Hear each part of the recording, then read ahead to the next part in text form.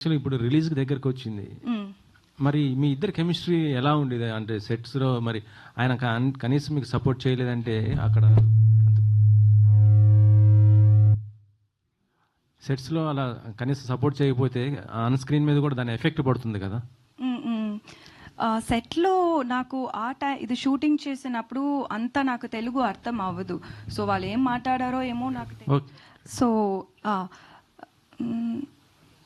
మర్చిపోయాను.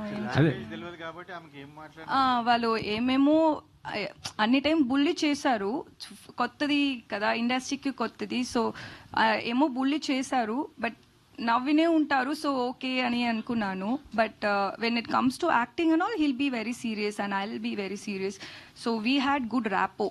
For me, I'm honestly saying I have no issues with the director or with the hero as well.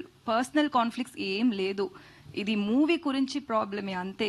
So అది మాత్రమే. But సెట్లో సుధీర్ గారు, he was very nice to me, he was very kind to me. Okay, producer గారు